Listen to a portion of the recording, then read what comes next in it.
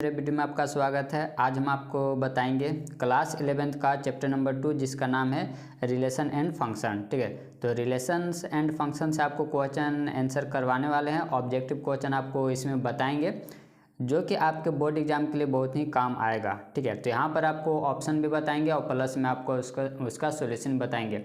और हाँ, वीडियो आप देख रहे हैं तो पेन पेपर लेकर के बैठें ताकि आप कुछ नोट्स, कुछ इंपॉर्टेंट फार्मूला वगैरह को भी आप लिख लें। ठीक है, और आपको जानकारी दे देते हैं कि इसी तरह से आपको chapter by chapter class 11th का मैथ सब्जेक्ट है या फिर chemistry, physics, biology, computer science सभी का आपको इस चैनल पर मिलेगा। ठीक है, और आपको बता देते हैं कि इसी तरह से हम आपको क्लास 12th में मदद करेंगे, तो आप मेरे चैनल को सब्सक्राइब जरूर कीजिए। और NDA, CDS, JSSC, JPSC total चीज़ का आपको क्वेश्चन पेपर इस चैनल पर मिलेगा। तो चलिए स्टार्ट करते हैं आज का ये वीडियो। तो देखिए, आपके बोर्ड एग्जाम के लिए ये बहुत काम का ये चैप्टर, इस चैप्टर से मतलब कि जितने भी ऑब्जेक्टिव क्वेश्चन बन सकते थे वो सब आपके लिए हम लेकर के आए हैं। तो देखिएगा कि क्या कुछ क्वेश्चन NCERT बुक से रहता है या फिर बाहर से भी रहता है, तो ये आज आपको इस वीडियो में जानने को मिलेगा। तो कुछ पॉइंट्स है दोस्तों, इसको आप जरूर नोट कर लीजिएगा क्योंकि बहुत काम आएगा अभी आगे सॉल्यूशन करने में। तो इस पॉइंट्स को आप देख लीजिए,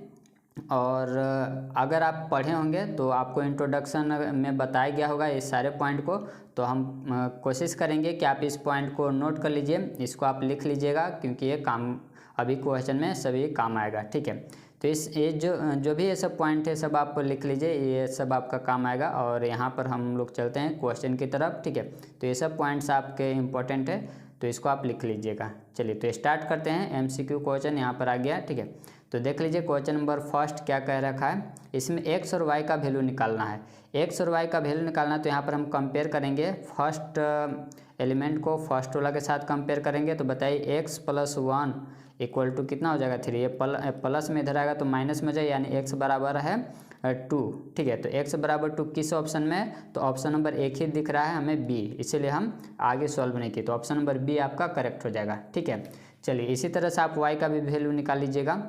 क्वेश्चन नंबर नेक्स्ट है क्वेश्चन नंबर सेकेंड में भी देखिए वही कह रखा है, x और y का वैल्यू निकालना है। तो फिर से कंपेयर करेंगे तो x + 1 इक्वल टू हो जाएगा 3। यहाँ से x का वैल्यू क्या आ जाएगा, ये प्लस में उधर जाएगा तो क्या में हो जाएगा माइनस में। तो 3 - 1 इक्वल टू कितना हो जाएगा 2। तो x बराबर 2 किस ऑप्शन में है, तो दो ऑप्शन में, ऑप्शन A और ऑप्शन D दोनों में है। तो चलिए y का भी वैल्यू निकाल लेते हैं। तो यहाँ से इसको कंपेयर करेंगे तो y - 2 बराबर कितना हो जाएगा 1। तो ये माइनस में है, 2 माइनस में है तो उधर जाएगा तो जाएगा प्लस में, यानी y बराबर 3। तो देखिए अब कौन सा ऑप्शन सही है, तो ऑप्शन नंबर A सही हो गया।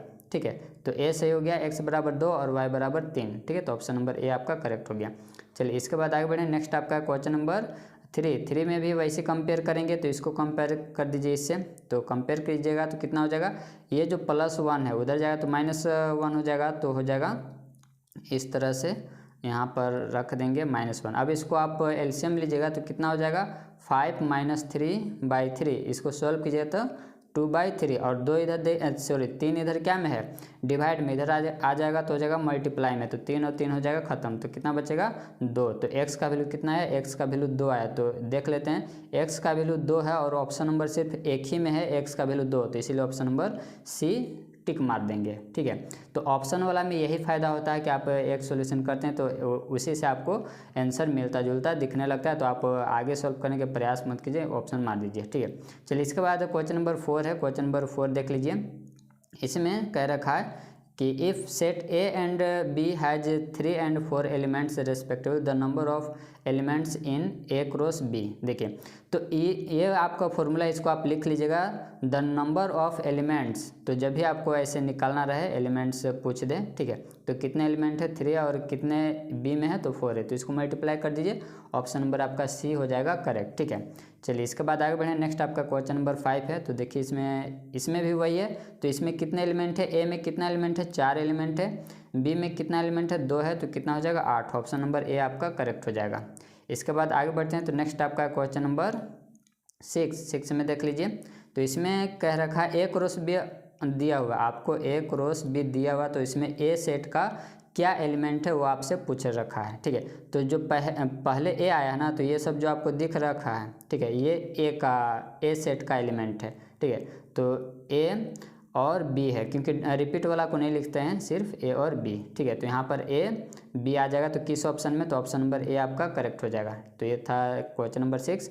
7 में आते हैं। 7 क्वेश्चन नंबर भी वैसे ही है, तो आप कमेंट करके जल्दी से बताइए कि बी सेट का यहाँ पर कौन सा एलिमेंट है। तो सेकंड में बी आया, तो सेकंड ऑर्डर वाला है, ये बी है। ठीक है, तो आप देख रहे हैं कि यहाँ पर आपको एक्स और वाई मिल रहा है ना। तो एक्स और वाई किस ऑप्शन में, ऑप्शन नंबर डी। तो ऑप्शन नंबर आपका डी करेक्ट हो जाएगा।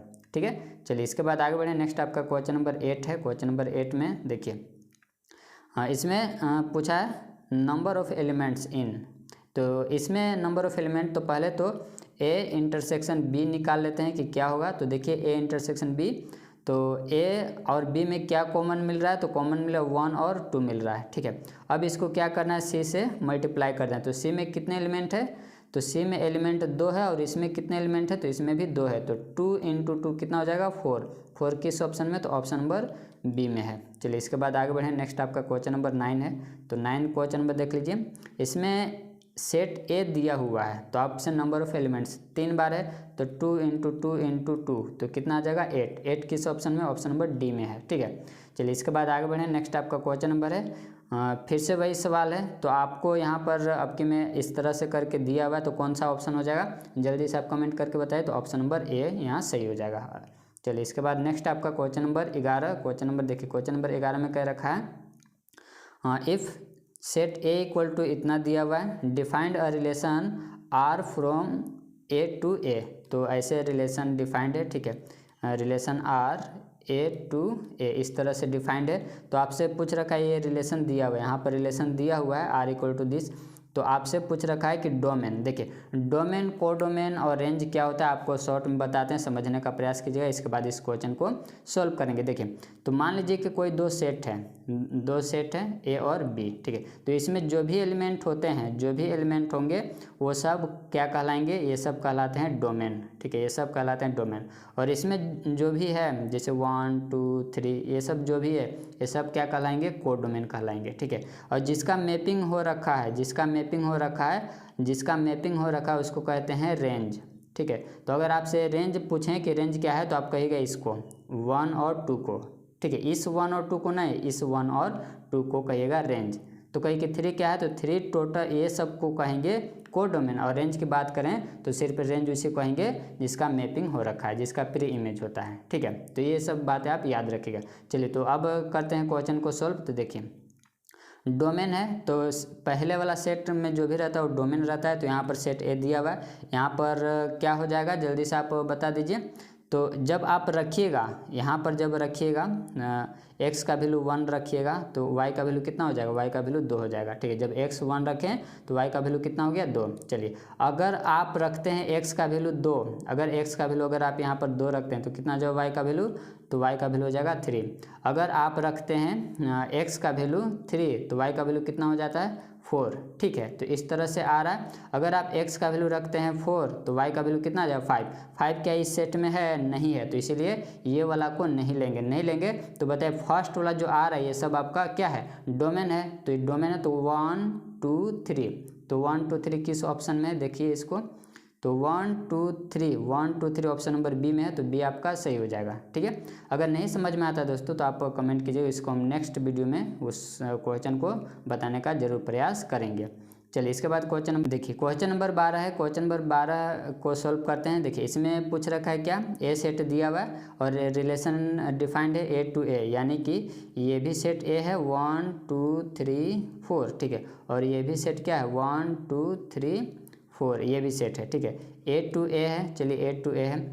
चलिए तो इसके बाद आपसे पूछा है रेंज। ठीक है, रेंज पूछा है, रेंज क्या किसके बराबर होगा, तो रेंज उसी को कहते हैं जिसका मैपिंग हो रखा है। तो मैपिंग कैसे करवाएं, तो ये रिलेशन आपको दिया हुआ y बराबर दिया हुआ है x + 1, ये दिया हुआ आपको। तो चलिए x का वैल्यू अगर 1 रखेंगे, अगर x का वैल्यू 1 रखेंगे तो y का वैल्यू कितना आ जाएगा, 2 आ जाएगा। समझ रहे हैं ना, यहाँ पर x का वैल्यू 1 रखेंगे तो 1 + 1, y का वैल्यू कितना आ जाएगा, 2। चलिए अगर y का वैल्यू अगर हम रखते हैं कितना, y का वैल्यू अगर x का वैल्यू अगर 2 रखते हैं तो y का वैल्यू कितना आ जाएगा, 3 आ जाएगा। अगर x का वैल्यू 3 रखेंगे तो y का वैल्यू कितना आ जाएगा, 4 आ जाएगा। ठीक है, और कोई हो रहा है क्या, नहीं हो रहा है। तो जो इसका मैपिंग हुआ उसी को कहते हैं रेंज। ठीक है, तो ये हो जाएगा आंसर। ऑप्शन नंबर ए किस में है, तो ऑप्शन नंबर है ए में, 2, 3, 4 ऑप्शन नंबर ए में है। क्लियर है। चलिए इसके बाद आगे बढ़े। नेक्स्ट आपका क्वेश्चन नंबर 13। क्वेश्चन नंबर 13 में क्या कर रखा, सवाल तो वही है लेकिन पूछ दिया है कोडोमेन। तो किसका भी कोडोमेन में मैपिंग नहीं हो रखा था। फर्स्ट वाला को डोमेन कहते हैं, सेकंड वाला कोडोमेन में।